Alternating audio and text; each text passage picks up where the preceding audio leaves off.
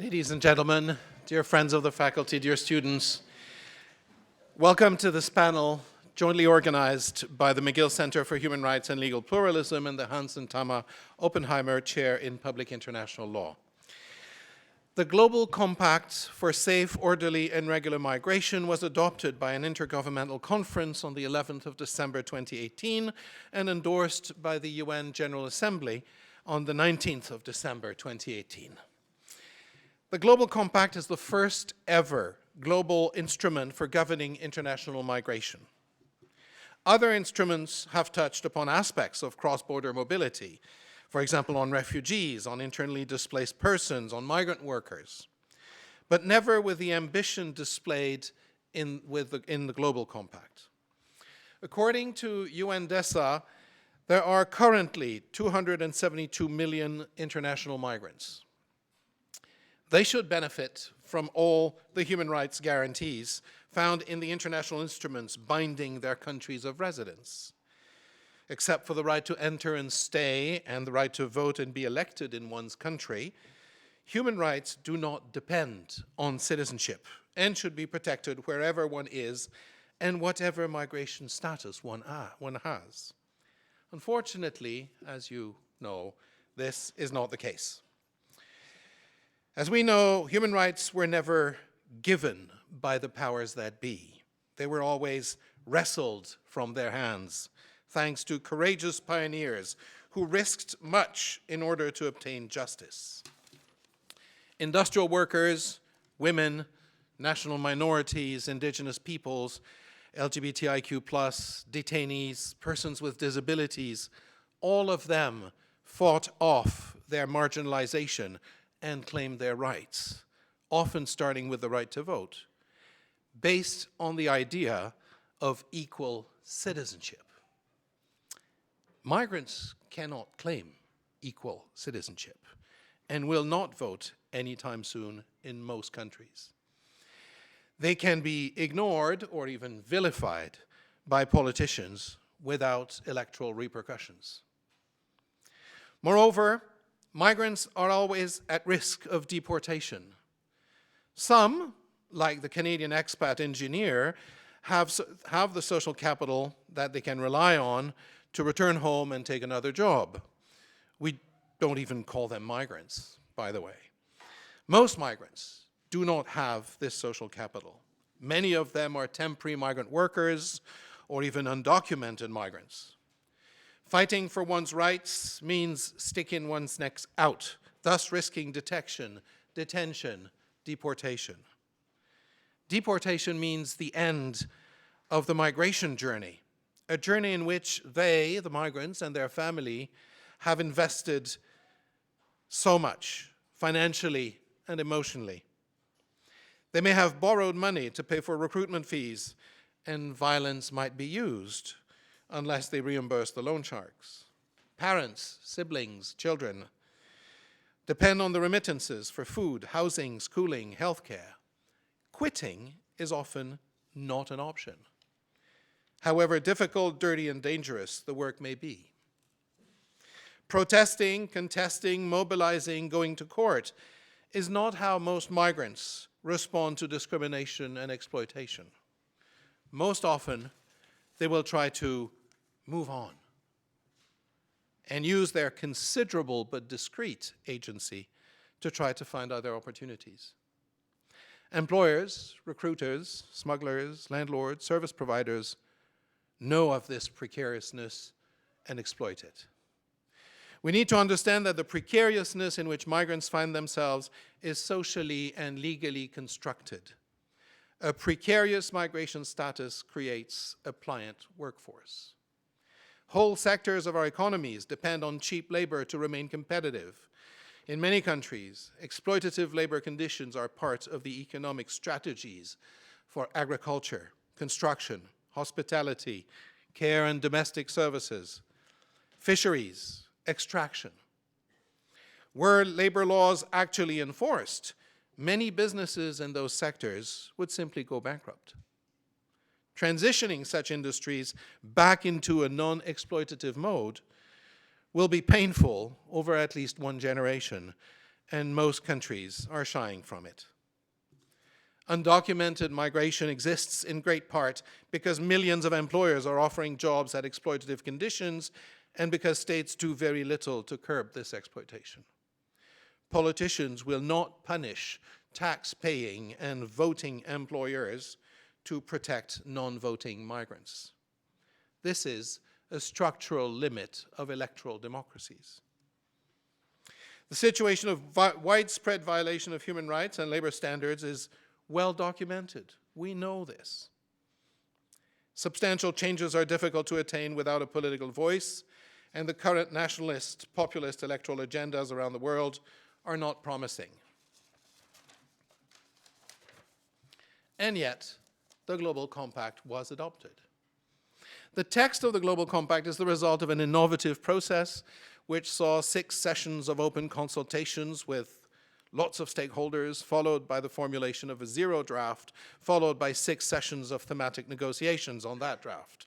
The text was finalized in July 2018. However, politicians only became aware of it at the end of the fall of 2018, as the date for the Intergovernmental Conference for its official adoption was approaching. Some states then reacted and decided to not participate in the Intergovernmental Conference to sign the document that their diplomats had negotiated. However, most countries signed the Global Compact, 164 of them at the Intergovernmental Conference and 152 of them at the General Assembly. The Global Compact is a roadmap for governing better the international mobility of human beings. It's a non-binding but negotiated soft law instrument.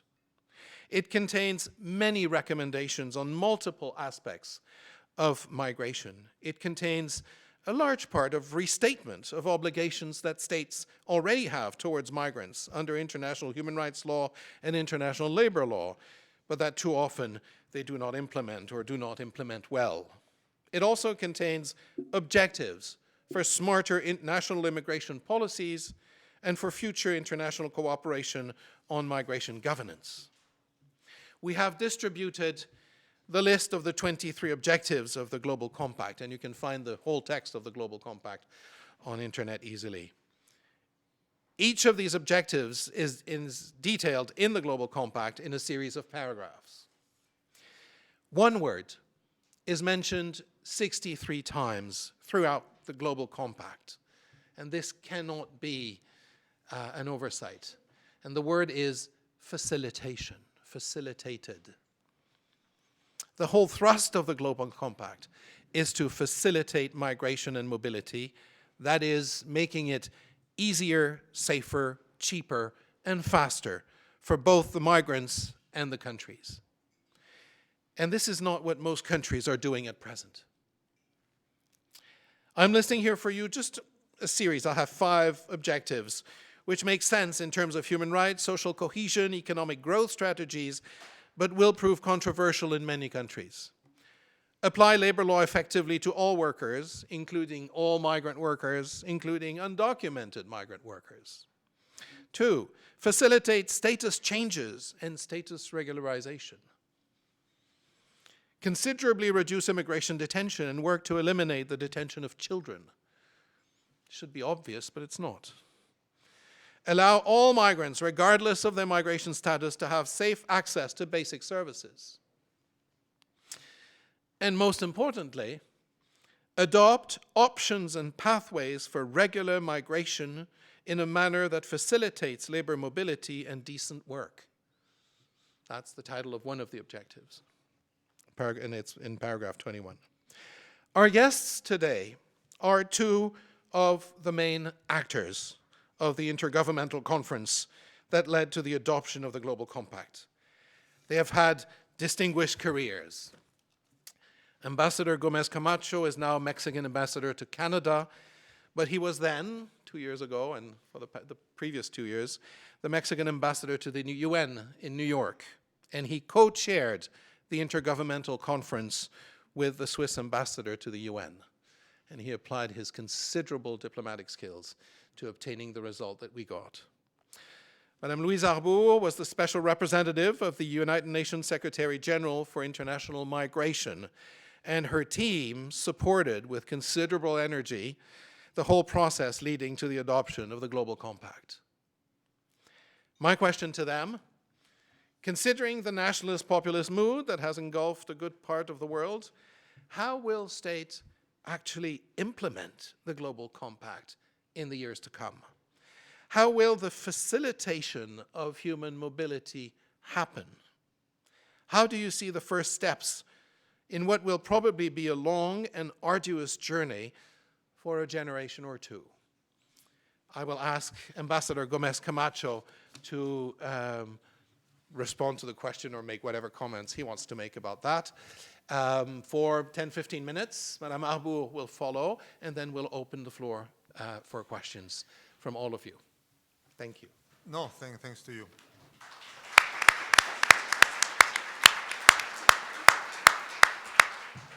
Thank you so much for this wonderful introduction and of course for having invited me to this session, and also for giving me the chance of stop thinking only trade, which is what I do since I came to Canada: trade, business, investment, NAFTA, the US, Mexico, and all that, and to go back to such an interesting and indeed important issue like migration and the Global Compact.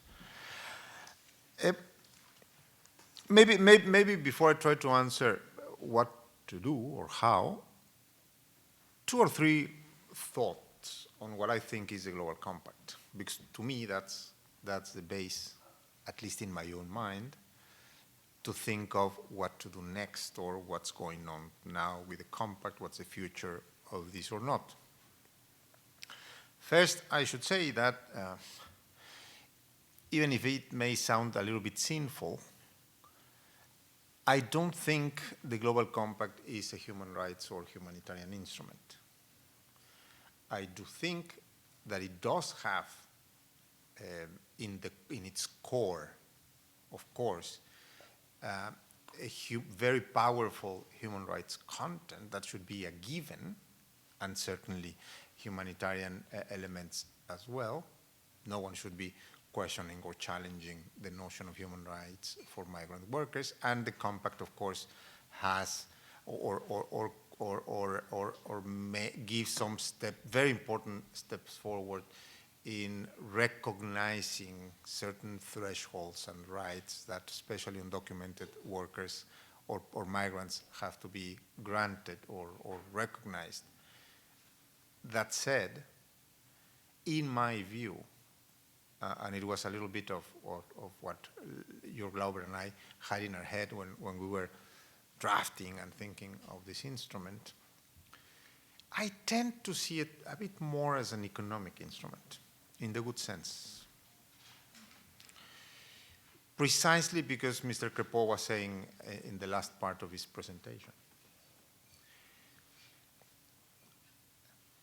If you think of the figures, I don't have updated figures. Mine are still those of a year ago when we finished this, but I don't think they have changed too much. But we have this more or less 250 million migrants around the world. Have to say that we don't know exactly what is the percentage of undocumented. We never knew at the time, because it's sort of a dark figure, how many are undocumented of them, but it's a relatively small percentage out of these 250 million. These 250 million include every person that lives somewhere else or in a different place where he or she was born. So in fact, many of them are what we call expatriates, which, by the way, is a euphemism of migrant. If someone, and this is very important on the human rights side and discrimination and all that, is that a person that migrates somewhere else as an executive in a company, many of you probably, if you were born outside Canada and are here to study in McGill, or you are managers of this company, CEOs, or you work in the financial sector, you would never accept being called migrant. you would be called an expat. Isn't it true? Because migrant, the association with the word migrant means undocumented, means poor, means unskilled. But in reality, these 250 million considered all of you that are here and are not Canadians, or me that I'm here, I'm not Canadian. And then I go to the economic side.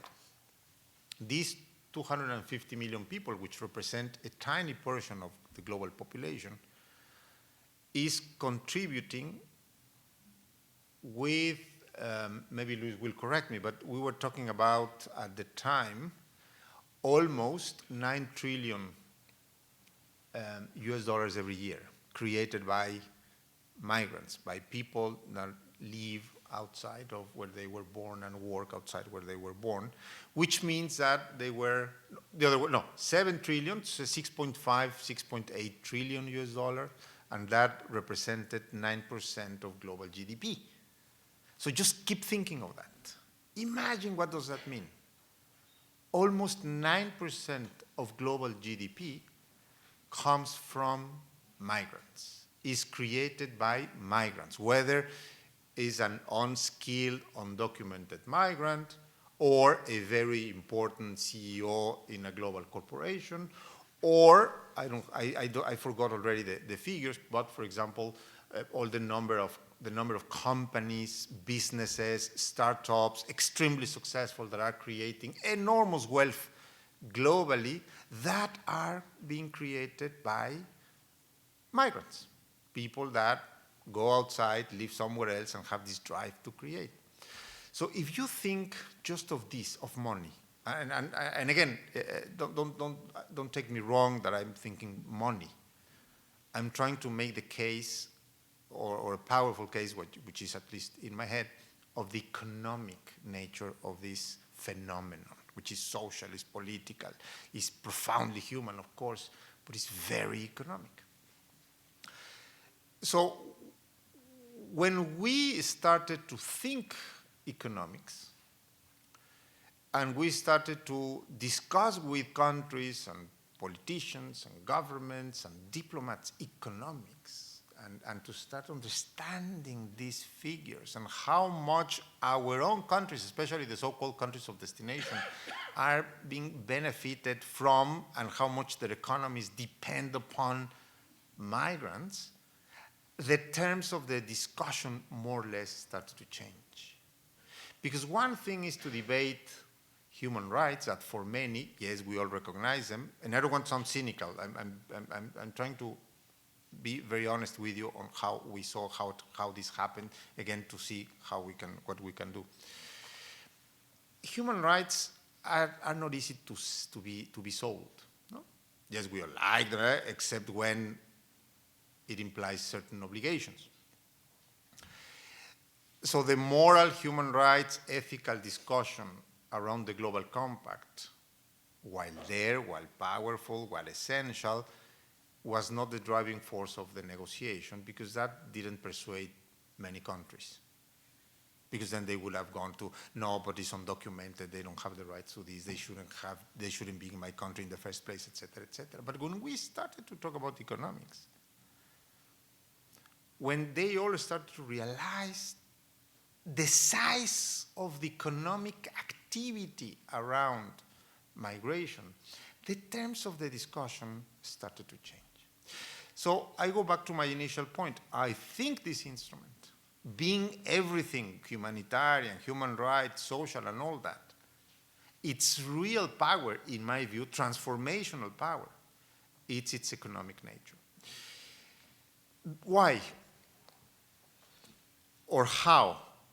I think that if this instrument ever achieves, and I think slowly it will,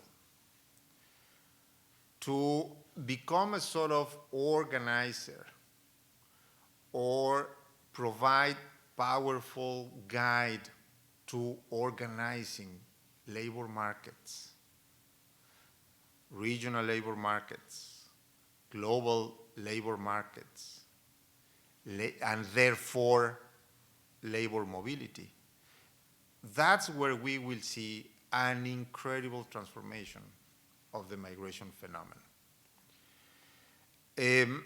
How it will happen, focusing on this, is not the only thing, but it is the one I really want to discuss with you. Then we can talk about others, of course. We put a lot of emphasis, a lot of attention, not entirely successfully, but we did, to the private sector. I'm personally, if you ask me, I'm more concerned and more focused, or I would be more focused in getting the private sector on board than governments. I'm not saying governments are irrelevant. They are central. But in the real life, in the real world of economics, which is what is driving, is the driving force of lots of these things that are happening, if we manage to get the employers, if we would have been more successful in recruiting the real big business into the global compact, which we did to a certain point, those guys were the game changer, or meant the real game changer on this. Not only because they are the ones that need labor, the ones that are creating jobs, or the ones that need to fill jobs. Canada is a good example, for instance. Canada has a need every year of almost 300,000 new workers to fill job positions. And there are years in which it falls short 50, 60, 70,000 that can't fill. And this extremely good, open, generous Canadian immigration policy is very much driven by the private sectors. That the private sector is in pushing the government, talking to the government, saying, listen, we need this labor on these sectors, these industries. Quebec needs this, Alberta needs that. And that's how the government is more or less shaping also its immigration policies. That's what I mean when I say that we have to see it very economically. We have to understand the economic forces. There are many others, but economic forces of migration, and bring the right actors. And I still think, again, I repeat, if we bring the private sector, if we manage to recruit the big CEOs to speak out, to push, we can, again, they would or we could make an enormous game changer. Politics and nationalisms and all that. There are very noisy pockets of that. And this is nature, this is politics, this is what is happening. But I wouldn't be that concerned. I'm not that concerned. And the reason I am not concerned is because the Global Compact has a much longer life than political cycles. The Global Compact has a much longer life than governments in office. So, yes, there are governments saying no, and we know one next door, etc. Fair enough. It doesn't matter. It would be nicer, better, more efficient if all these governments were on board. They are not. Absolutely fine. This will change, and the Global Compact will stay. Third, the same way federal governments or national governments, to me, are not the critical actor if you compare them with the private sector, that to me are way more critical actors on this. The same applies to, and we saw it, Louise, me, Jörg, when we were doing this, that local actors are more powerful, very often more powerful than national governments. Local actors meaning mayors, cities, states around the world. Because national governments, especially in large countries, are too far from the ground, are too far from the reality of migrants. The ones that are in touch with the local economic reality, social reality, political reality are the mayors in the cities. So there, since then, and I think now we should keep doing that, for those that are still involved on this, we need to recruit cities, local politicians, because they are far more sensitive towards this issue than any national governments, especially in large countries. Let's go back to the US. It's really interesting that, yes, there is a rhetoric and the narrative that we know and the political positions that we know. But at the same time, we experienced, and I think it's still there, a forceful movement of cities from the US, joining the process, sending letters, pushing, and committing, which is more interesting, committing to the implementation of the Global Compact. And if you read all the objectives of the Global Compact, not everything is about federal legislation, meaning visas and permits. Of course, that's central. But all the implementation and those that are responsible and can change the actual lives of migrants on the ground are not national governments, are the cities, are the local mayors, is the community. So if you have these mayors working on it, it doesn't matter, even less this issue of the political cycles of nationalisms, etc., etc. I conclude by saying that the other thing we need to do, keep doing for this to be successful, is to keep what we try to do through the Global Compact and the process of the Global Compact, which is demystifying migration. We have fixated images of migration, very good or very bad. We need to understand that this is a human phenomenon, and as such, it does have positive and also negative things, that it impacts positively and also may impact negatively. The same way that we defend, respect, and we should always do the rights, the lives of migrants, we should also understand the impact that these movements create in local communities, in the receiving communities. Not that we should condone bad reactions, but we need to understand, and through the compact we also try to understand that, so we need to demystify it. The whole purpose of the Global Compact is what its title says: how to make migration safe, meaning free of smugglers, traffickers, etc., orderly, not as opposed to chaotic, random disorder, and regular. And when we put the word regular there, was as opposed to undocumented migration, which is, the idea is not to promote undocumented migration. The idea is not to assume that migration has to be undocumented and we just have to take care of it. We understand how it happens. The idea is that undocumented migration is not good for the migrant, and it is not good for the receiving country, and is not good for the sending country either. It's simply not good. So the idea is of the Global Compact, of course, is not to close the border. Is to build all these processes, especially the economic factor, that slowly helps migration to become safe, orderly, and regular. I am very optimistic, regardless of what we see in the media, what we see in countries, the polarization and ideology, the debate in some parts in Europe, again, near here, and even in Latin America, by the way.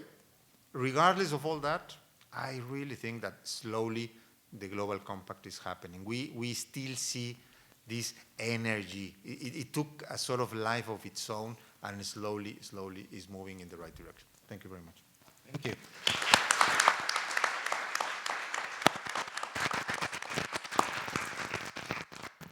Thank you. Before I largely endorse the remarks of both Professor Crépeau and Ambassador Gómez Camacho, I just want to tell you a little human interest story, which is how I ended up taking on this work. About 4 or 5 years ago, I was asked to give a talk on North American migration. I can confess this is not the first time in my life I was asked to do something and talk about something I knew nothing about. And I hadn't been very shy in the past taking that on, but I was getting older and slightly less energetic about looking things up. So my first instinct was to say no. And then I realized that as you get older, you get smarter in research methods. You just call someone that knows everything about it. So I knew Professor Crépeau because of his work as the Special Rapporteur on Rights of Migrants in the UN system, and I knew that his work was fantastic. I thought it's going to be maybe just too exclusively human rights, but he's an academic. So I wrote to him and I said, I have to talk about migration. Can you give me just a little general reading list, i.e., assume I know nothing? And sure enough, I drowned in the massive amount of extremely useful information. And so I managed to navigate my half-hour presentation as though I had a great deal of expertise. I was extremely grateful to him for that. More importantly, when about 2 years later, the Secretary General called me and asked me if I would be a special representative on migration, I can honestly say, had I not done that I would have had to say no. Candidly, I would have had to say, this is really not my field. But then I felt, well, I still have that binder. I could figure that out. So here we are. So I got that. And then, as my reward, I found that Ambassador Gómez Camacho, whom I had known when he was ambassador to Geneva, the Mexican ambassador to the UN in Geneva, and even previous to that, when he was the director of the Human Rights Division or whatever it is in the Mexican government. I thought, this is my lucky day. And for those of you who are interested in doing any kind of international work, I could tell you, this is one of the great rewards of this kind of work, is that you keep bumping in all kinds of different configurations with people you've known in previous existence. So here's my connection to these two previous speakers. I want to just a couple of things. It's going to be maybe very rambling and all over the place because I think the two previous presentations have given you a very global view. First, I want to echo what Ambassador Gómez Camacho said about the economic aspect of migration, but I would like to focus maybe a little bit more on the development aspect. Ambassador Gómez Camacho mentioned the contributions that migrants make to the global GDP and so on. Every time there's a conversation about migration, and I could talk about in this country, a hugely important aspect that actually matters and should matter to Canadians, for instance, is that it obscures completely the development aspect. And on that, I'll talk about remittances in particular. I gave a talk a couple of days ago in the US, so I had to just update a little bit my data on that, and maybe you haven't looked, but the World Bank has just published this year its latest figures on the impact of remittances, which, as you know, are the money that migrants sent back to their home country, which is a huge contribution. It amounts generally to about 3 times the amount of official development aid that rich countries send to developing countries. It increased last year by 9%, so it's on an increased curve. It amounted to, if we look only at remittances coming into developing countries, $589 billion last year. When I say it's 3 times the amount of official development aid, you have to understand that official development aid is money that comes from your taxes that governments, like the Canadian governments, then send into its development effort. So what migrant workers contribute to that is enormously important. Maybe equally important, but very often obscured, And it did come up, I think, on several occasions in the context of some initiatives in the United States, for instance, is that in some countries, these remittances as a source of revenue for the governments amount to close to 20% of their GDP.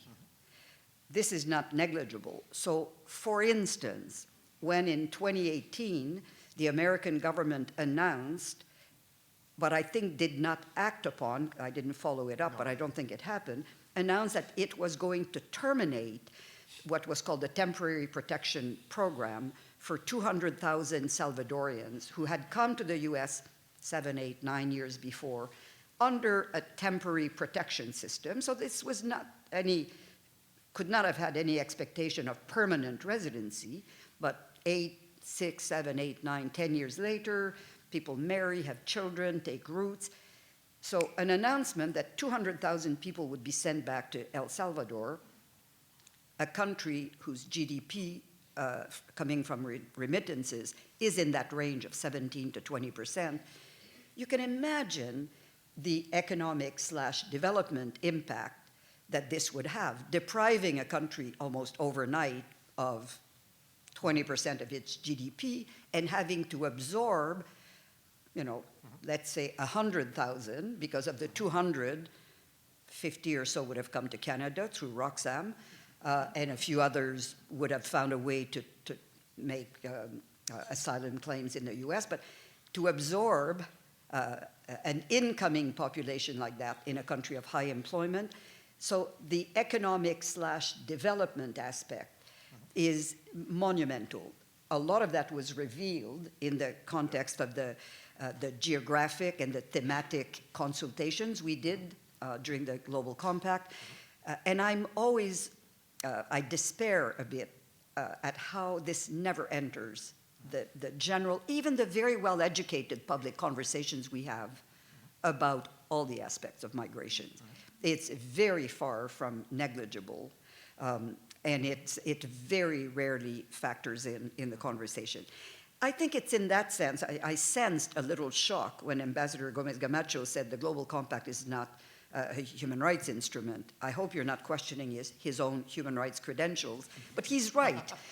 It's not, it has, I think, as good a strong human rights component as the multilateral system was prepared to yield. And I think it's not a secret that the negotiations on the human rights protection aspects of undocumented migrant was very difficult. You know, there's a convention on the rights of migrant workers and members of their family, unratified by any Western country, or if not most. So in large part because it deals with human rights entitlements to undocumented migrants. So it remained a very sensitive issue, but I think, and very much thanks to the commitment and the skills of the two lead pen holders and negotiators on that, it's in there. And it's, in a normative way, it may not be as ambitious as some would have liked it. In reality, and again, thanks to the engagement of a lot of actors on the grounds, like cities and NGOs and so on, it's opening the path in the right direction. But I think what was very revealing, certainly for someone like me who came to this portfolio just with my old binder from Professor Crépeau's literature, particularly the regional consultations we did before the beginning of that, was to dispel so many stereotypes about migrants and migration. So, and also about how the use of language, we talked about undocumented migrants and so on, very often contaminates the public discussion. All this is really important if we're going to be serious about looking at implementation opportunities for the different parts of the compact. The question of the use of language, I think, is very revealing. In the course of my tenure, I came across an article, I think it was in Le Devoir, where a lawyer asserted in an opinion piece that there were three types of terminology to deal with migration. They were refugees, migrants, and illegal migrants. So I took issue with this, and this expression, illegal migrant, is loaded with prejudice, and the analogy that I made at the time, trying to push back on some of this very unhelpful terminology, is that, first of all, the overwhelming majority of people who are in an irregular situation in a country have actually come in through legal channels. They overstayed the terms of their visa. But the expression illegal migrants conveys an image of border crashing, and therefore a form of illegality that is of the criminal type, as opposed to of the regulatory type. And so the analogy I made is, if a person in Canada, a Canadian citizen, doesn't pay his or her income tax at all, or in full, or in totality, we don't say this is an illegal taxpayer. I think it's a way of showing how the choice of language is and frankly, it's not innocent. It advances an agenda. So this is very pejorative. At the other extreme, I also worry sometimes about the expression such as sanctuary city, which is very angelic and conveys exactly the opposite meaning, that this is great and this is open-minded. The reality is that it's very often an empty shell, because sometimes it cannot deliver anywhere near what it suggests it delivers, which is a full protection. So sanctuary city evokes the idea, for instance, of taking shelter inside a church, which the state cannot penetrate in any way. This is not the reality. So I think we need to be very sober when we have public conversations about migration, and I think the Global Compact has come a very long way, certainly in the community of the negotiators, which are, again, policymakers and many civil society actors. Also, another form of the terminology is the tendency to characterize countries as countries of origin, transit, and destination. I think Mexico would probably be the first to be identified in today's environment as all at once a country of origin, transit, and destination. And the same can be true about Morocco and Turkey, and certainly on the African continent, where most of the African human mobility takes place. Again, contrary to popular assumptions, Africans don't all move to Europe. To the extent that there's displacement, voluntary or less voluntary displacement on the African continent, it's true as well as in Asia and throughout all of Latin America. The population movement is first internal to the country. Even the involuntary movements, such as IDPs, internally displaced persons, and border crossing, usually the impact is first on neighboring countries. So again, the stereotype that the world is divided, and therefore the interests are divided between countries of origin, who try to export some of their population, countries of transit, who often feel victimized by this flow of population, and countries of origin, destination, who may be more or less receptive to population movements. A lot of these misperceptions continue, and I think a lot of the misperceptions continue in Canada. For instance, when you talk to Canadians about refugees, particularly, I think in the present context, we tend to have a positive image, not so much of the refugees, but on how good we are at receiving them, which it's true, it's very Canadian in many ways, and honestly, it has some foundation in reality. I think the sponsorship program has been very successful, not only in respect of the impact it has had on the families that we've taken in, but also on us as a population. And again, not only on the immediate sponsors, but on the broader community that saw a refugee system that actually works and is beneficial. What this obscures is how exceptional that situation is. We have, apart from in the last 2 or 3 years at Roxham and that particular image, we have extremely limited experience of irregular border crossing. People don't come in on rowboats from the Arctic or the Pacific or the Atlantic. We have our American friends seem to forget we also have a southern border, a bit different than theirs, but as a result of that, the Canadian refugees who come to Canada overwhelmingly come through a resettlement program, which means they've been identified, they've been scrutinized, their security clearances have been obtained. It's a very safe, regular, orderly system. And as much as we congratulate ourselves on the numbers, 25, 35, 50,000 people is not a lot of people by any standards, certainly by the standards of the world's refugee population. So again, when we have conversations, and Ambassador Gómez Camacho mentioned that historically we've taken in 1% of our population on a yearly basis just to meet our economic growth requirements, and we manage that, I think, reasonably well in the grand scheme of things. So I think the Global Compact, the consultations that took place regionally and globally in the negotiations have opened a space that, and of course, all the literature on that is preserved and so on. So there's a great source, I think, of documentation that will be helpful. When it comes to what kind of prediction can we make about implementation?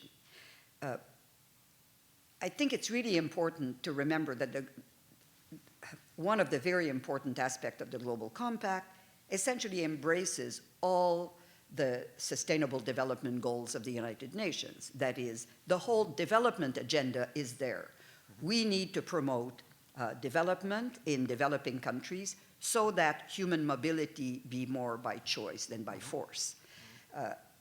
This is a very long-term engagement, but I think it's critical, and it is probably the sine qua non if we're going to have a well-managed, beneficial migration process in the world, that we increase the displacement that is by choice, and we work to reduce all forms of force, involuntary forms of displacement. This is there. That in and of itself, I think, will continue to be implemented in the whole development agenda of the UN, and these are medium to long-term forms of investment.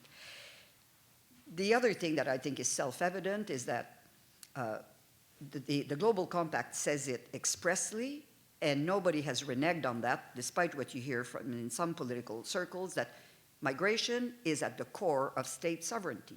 States have the right, indeed they have the responsibility to determine who is on their territory, under what terms and conditions, under what circumstances. This is very unlikely to change. And the Global Compact never purported to dictate the migration policies of any country. Some countries are in demographic decline. Most Western countries, and Japan, for instance, and Russia are, and these demographic projections are extremely reliable. The UN population division, they work on fertility and mortality rates, and these cannot be changed, cannot be re-engineered overnight to have impact within the next few years. So the projections are very reliable. And on the basis of that, we know that the economic needs of various countries will vary. We also know that Africa, the whole continent, will grow. The projections are, again, because fertility rates have remained relatively constant. There's not a big decrease, some, but not enormous. But then life expectancy keeps increasing as the development programs are successful in reducing child mortality and so on, that Africa will grow by 45% in the next several decades. This, in and of itself, is telling us that human mobility will continue to increase, but under the current political system that we have in place, states remain fully sovereign in determining their migration policies. I think what we need to promote, which doesn't go, not popular in the current political environments in many countries is evidence-based, rational migration policies, rather than, and considering the death of expertise and the chaotic appreciation of facts and policies and so on, and evidence-based initiatives is not on the increase. To me, this is the biggest challenge in implementation. If rationality and reliance on facts rather than myths and on evidence and on a proper perception of self-interest by all countries, I would be very confident that we would see a much, much better management of cross-border human movement. So I think our big challenge now in this field, as in so many others, as in climate change issues, managing the dividends of modern technology, all of that requires two things: a robust multilateral system, which is currently more fragile than it's been in the past, and a real commitment to expertise, evidence-based information. And if you look at the big challenges that the UN, that the world is facing today, and the Secretary General has said that on many occasions, if you take three big ones, climate change, what we could call globally the kind of the technology revolution in communications, artificial intelligence, the digital world, so the management of all that, climate change, technology, and human mobility. The deference to expertise, in my opinion, is probably at its highest in the technology field out of sheer ignorance. People don't understand what 5G means and why, whether we should have it or not have it, and whether Huawei should provide it or not. So there's still considerable deference to expertise out of, I think, a pretty healthy recognition of our own limitations in understanding the field. When it comes to climate change, there's less deference to expertise because people believe that if the last few weeks have been a bit warmer, it's evidence one way or the other that climate change is happening or not. So I think there's some recognition that there's some expertise out there, but we can second guess it in part. When it comes to migration, there's zero deference to expertise. We all know what foreigners are, and we all act on all kinds of stereotypes about what they contribute, their level of criminality, and most of the assumptions that are being promoted in the public domain are actually the exact opposite of reality. You know, we know from the scientific literature that migrants work more, commit less crimes, and so on, contribute to the economic well-being, and yet what dominates often the public conversation is exactly the opposite. So in this climate, I don't want to sound extremely pessimistic, but I think the reality is that we will continue to see the implementation of many parts of the compact. Some are in the multilateral system. The efforts to reduce, for instance, the cost of transfer of remittances, the percentage that the system takes out, which is, the World Bank said this year was again, on average, about 9%. What goes through banks is actually 11% of the cost of moving, $50 a month from whatever, Toronto to Colombo or something, is still objectionably high. The World Bank recommends should go under 3%. A lot of that can be done, I think, without a lot of public agitation against it in the multilateral system.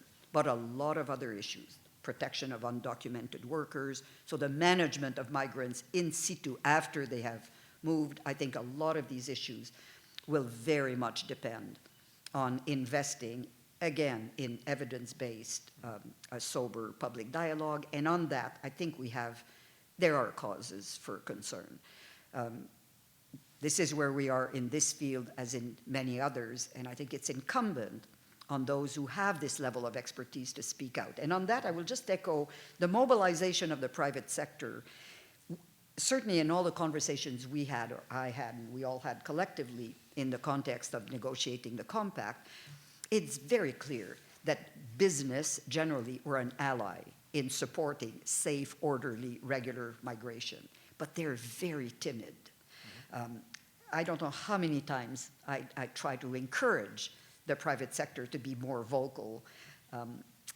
it's in their interest to see a better management of human mobility and transfers of skills and so on, but they're very timid in taking that on against the grain of public opinion that they feel is hostile to it and so on. So I think we need to continue to advocate for engagement in that direction.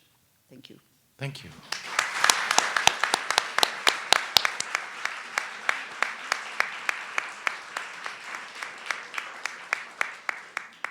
We have 20 minutes for questions. There are 2 mics, one on each side, if you want to line up behind the microphones. And I'll take 2 questions on each side.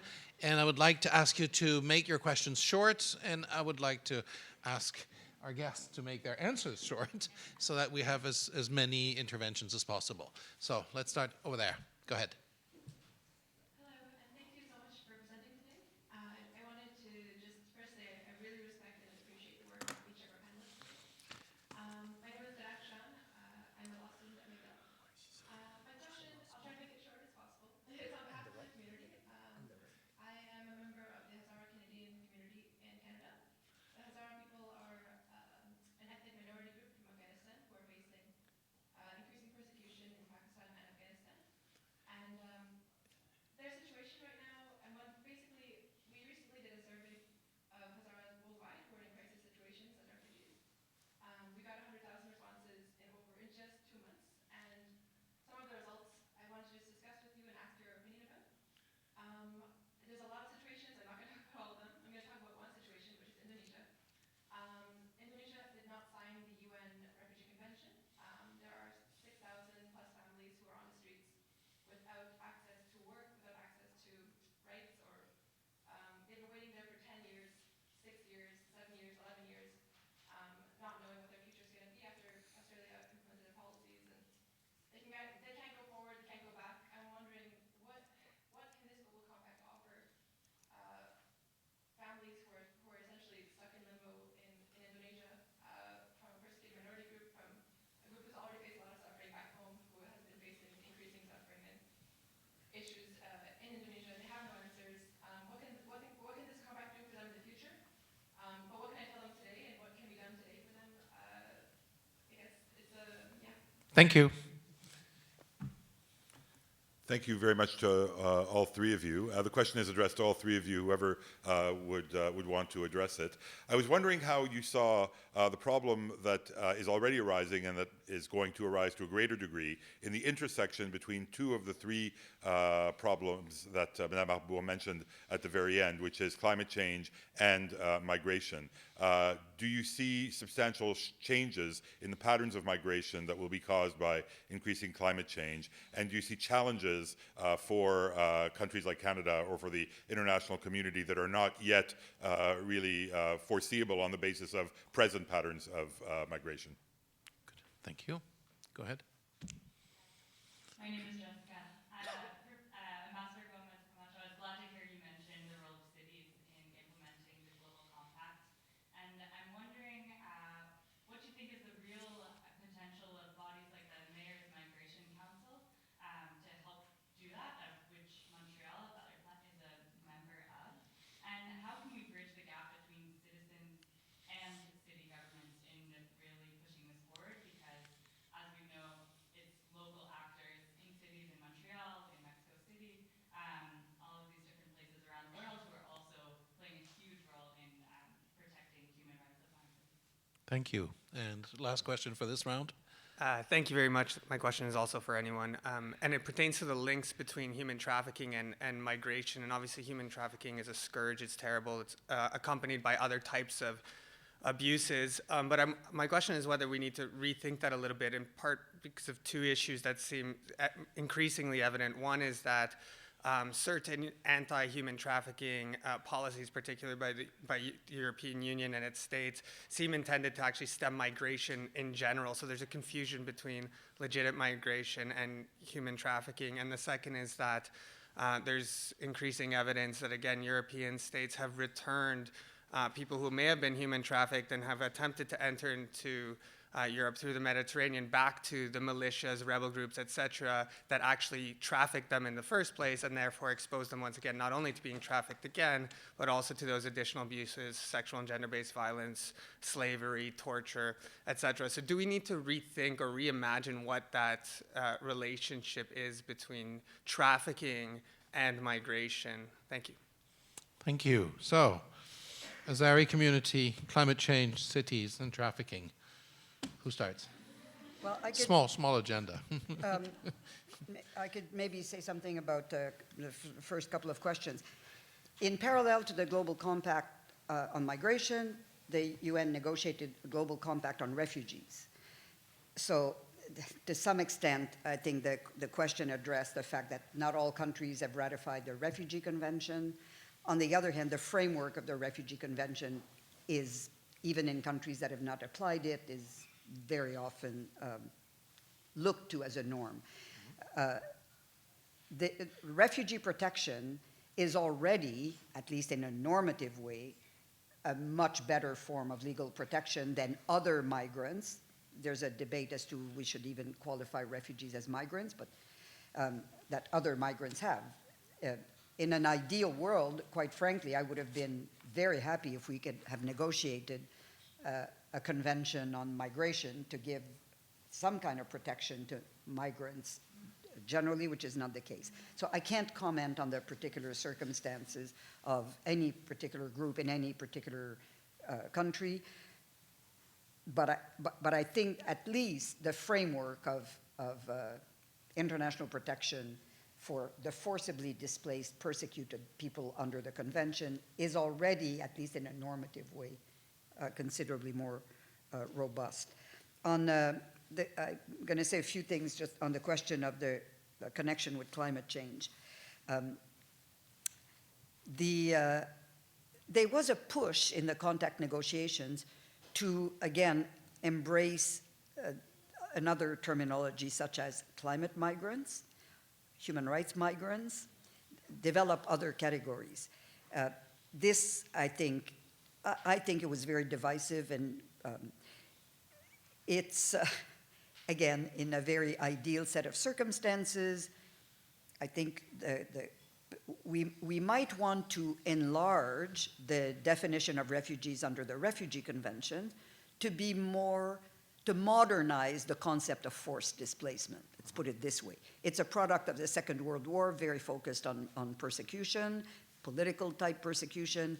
I think there is an equivalent in the kind of forced displacement. At the same time, I'm very reluctant to put the question of voluntariness at the center of protection, such as forced displacement. It's very clear, I think, in the climate environment, we basically talk about two different set of circumstances: natural disasters, which tend to provoke a reasonably robust response. It's very immediate, it's very dramatic. Neighboring countries, after a tsunami or an earthquake, there's a response. The slow onset of climate change is the one that is very invidious, because at which point are we going to say that desertification has reached a point where objectively these populations are forced to move, or how long should they tolerate it? I think it's very invidious. It will, I think, provoke more displacement, and therefore will force the conversation to continue. But at this point, I don't think that many of the people who are and will be displaced by the slow changes in the climate will benefit from the refugee protection of the convention. Let me just see if I have Ambassador, maybe on cities? Yes. Yeah, sure. Just something else on climate change, which I agree entirely with Louise's assessment and opinion on the refugee side. What we did, of course, was to add climate change in the Global Compact. It was a push, especially by the Africans, that were very concerned that this slow, how do you call it in English? Slow onset could force migrants. Complex debate between migrants, refugees, forced, but it is there. There are cases that are extremely compelling, like some small Pacific islands that they know that because of climate change, they will disappear in 20, 30 years. So the complexity there is that they are thinking in terms of how we might basically transplant a whole nation to somewhere else. So they were not sure whether to put it as a migration phenomenon or not, but it is very complex. If you see all this migration that is coming to Mexico today, mostly from Central America, but not exclusively, which is a gigantic, very complex phenomenon, if you explore the reasons why people are deciding to leave, especially the so-called Northern Triangle, which is Guatemala, El Salvador, and Honduras, you will find that droughts are one of the main reasons. Droughts, especially in Guatemala, have depleted economic activity. There are no jobs, etc., and people are migrating. So it is a super, super, super complex phenomenon, but clearly we will have to accommodate this one way to the other. It's real that climate change is causing and will cause movement, and the challenge technically is what Louise was saying. Do you put it as refugees, which is an entirely different regime, and how? Cities, I think on cities, the element I would mention there, cities, they do what they do. What is interesting is what I understood, it was part of the question, which is the connection between cities and people and citizens. And this is something also Mrs. Arbour said before, which is very important. The migration is, the debate on migration is an incredibly irrational debate. It is at the social community level and also at the political level, is incredibly emotional, is incredibly psychological, and is incredibly stereotyped. So good leadership from the cities, which are the ones on the front line of migration, of receiving migration, is precisely education. Communities, the same way governments and organizations and institutions need to understand that migration does have an impact on receiving communities and has to be dealt with in an intelligent, smart way, and that creates emotions, etc., on the receiving community side. It is central that mayors in cities take also the bull by the horns on the question of stereotypes, education, demystification of migration. Montreal, I have to say, yes, Montreal was extremely active. Your mayor was phenomenal. She came with us to Puerto Vallarta, involved in Morocco. This association of cities, central. I mean, again, they are the ones in the center of this. So we were very grateful. We're very happy, and the more cities that join, the better. Can I just put maybe a little sort of legal type footnote on this? I think the question of involvement of whether it's cities or provinces or states in the U.S. occurs or not, very dependent on whether we're talking about a federal state or a more centralized form of government. So I think on the kind of sociological aspect, the importance of les gouvernements de proximité, to be involved in changing the narrative, the culture is really important, but what can actually be done, I think very much depends on the constitutional structure, and federal states, I think, have an advantage in permitting, I think, more engagement than very centralized states. Absolutely. There is can I answer the other question that we there was trafficking. The smuggling, trafficking. Yeah. This is a very interesting one. This was a complex thing. First, it took us some time, and Louise was central in helping us to understand it, by the way, the difference in real terms between trafficking and smuggling when it comes to migration. And trafficking, there was total agreement that is a crime and that had to be stopped, prevented, and the trafficked person that need to be protected. On smuggling, we found that it was a more grayish area because he's a migrant, let's say, that legitimately, in good faith, wants to emigrate and hires the services of a smuggler that is going to help this person to cross the border.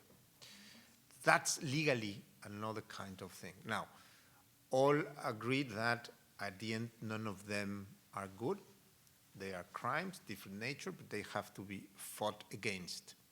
In the cases of undocumented migrants that arrive into a country and that have legitimate fear of whatever in going back, but they do not meet the refugee threshold or the threshold to be regarded or declared refugees and therefore beneficiaries of all the refugee rights or entitlements, we put different norms or content in the compact that protects them from. It creates the commitment of countries of not returning them. The famous non-refoulement of the refugees laws, in different words, is also in the Global Compact precisely to prevent those cases. Yeah, again, if I could just add a footnote, I think when it comes to smuggling, and I think the distinction between smugglers and traffickers is absolutely critical. Mm-hmm. When it comes to smuggler, we can make an analogy to the difficulty in the UN, in any event, in agreeing on a definition of terrorists, mm-hmm. because a terrorist for one is a freedom fighter for another. Yeah. Well, in the kind of smugglers, you may remember that MSF, for instance, were charged with smuggling because of their rescue operations in the Mediterranean. I read somewhere in the literature that someone had tried to, sometimes it's very difficult to document that, but in the US, most cases where there was an actual prosecution for smuggling involved either family members who had assisted a family member to cross a border, or people who live on the immediate border and have a lot of sympathy for, so it's poor people helping poor people, and not the usual image of cartels, which also exist, that are predators, that prey on poor people. So it's a whole environment, I think, where we need to be very careful to have a proper understanding of what we're talking about. Mm-hmm. We only have a few minutes, so I would like you to ask your questions since you're the two of you are behind the microphone. So quickly ask your questions, and I will give a final word of 30 seconds to each of our panelists. So I wrote my questions down so as to be concise. Now I understand that this is the first stage of a long strategic plan, and that obviously there was a lot that wasn't included in both the Refugee and Migration Compact. And so I'd like to inquire about the detention of migrants, and specifically that of children. So what was the decision behind omitting detained migrants and children from the Refugee Compact, even though this is an issue that pertains to both the Refugee and Migration Compacts?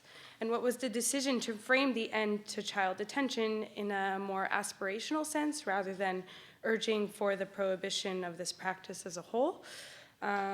This is especially alarming since it falls below the standard that was already applied in former instruments such as the Committee on the Rights of the Child, and also alarming since a lot of the discussion today was on language, and so I'm wondering why the language was changed in this sense.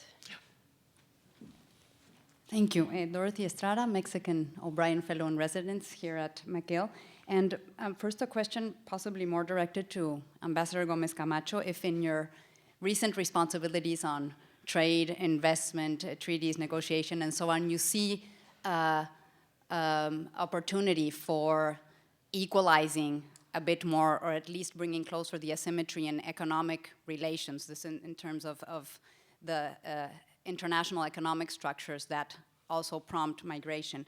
And for everyone, if in this demystifying of all the stereotypes surrounding migration, you see an opportunity with private actors, with cities, with states in general, of emphasizing the gender component or the gender dimension of migration, of what migration means in terms of gendered roles, family care, caretaking, domestic work, and so on.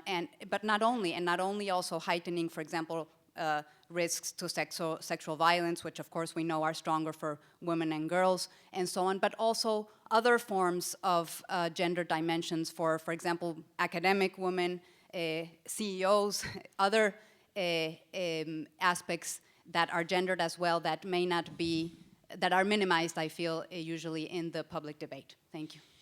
Thank you. So, on these three important questions, you have 1 minute each. Well, I could start. Actually, honestly, unless I had the text in front of me, I don't remember the language in the Global Compact for migration on the question of detention. My recollection is that the consensus was that, again, it's aspirational, but that it should be a last resort measure. But unfortunately, I just don't have the terminology, so I don't remember. It is a very serious issue, easily abused, as is detention in every other context, but I think that's where it landed. I just want to say something about gender. Gender was a very big dimension, I think it's fair to say, of the discussion, the conversation, and it was very enlightening, again, to look at the literature and the reality rather than the stereotypes. That, for instance, women migrants are overwhelmingly employed in their own right and migrate on their own agency, while the assumption always is that they're a kind of an appendage, an appendix to, they're a family member of a migrant, but the reality, and particularly when we look in domestic work, they dominate the environment. And it's very much through that lens that we could talk about all kinds of practices, particularly in the Gulf countries regarding women domestic workers from the Philippines, from Bangladesh, from Indonesia, about holding passports, being tied to a single employer, many, many issues. And it came to the forefront through that lens, which was very predominant, and where I think we've made quite a bit of progress, at least in the advocacy of adequate norms. Ambassador, economic equalization. Yeah, well, first, I agree entirely with what Louise just said, including not remembering the text. So I used to know it by heart, but not anymore. On Dorothy's question, thank you, Dorothy, for giving me the chance to do some NAFTA propaganda, which is now my job in Canada. It does. If you see this new free trade agreement, you will find that I was precisely, Louise and I were discussing this on the way to Ottawa, is an incredibly modern progressive instrument that not only deals with pure cold trade, but rather it does that in a very socially oriented way or social oriented way. It's, if you like to invent new terms or to use rather new terminology, this would be a sustainable trade instrument. And one of the reasons why, two of the reasons why I'm saying what I am saying are, first, that it has a very powerful environmental content, and we are committing ourselves to lots of high threshold environmental obligations that we need to comply with in order for our trade to be considered beneficiary of free trade. And second, labor. And for us Mexicans, this is even more important, because on labor matters like labor standards, labor rights, trade unions, labor justice, etc., salaries, and so on and so forth, we are the weaker link between the three, for obvious reasons. So what we are committing ourselves in this new NAFTA is to raise seriously labor standards and complying with very high labor standards now. That means that through that, you can start the last phase of equalizing the three countries socially, socioeconomically, and that NAFTA is going to have that impact. And finally, on that, precisely because of all what we are saying now, one of the new areas we are discussing with the Canadian government, which is very interesting, is proposal of us, is to start thinking of a labor mobility scheme between the two countries.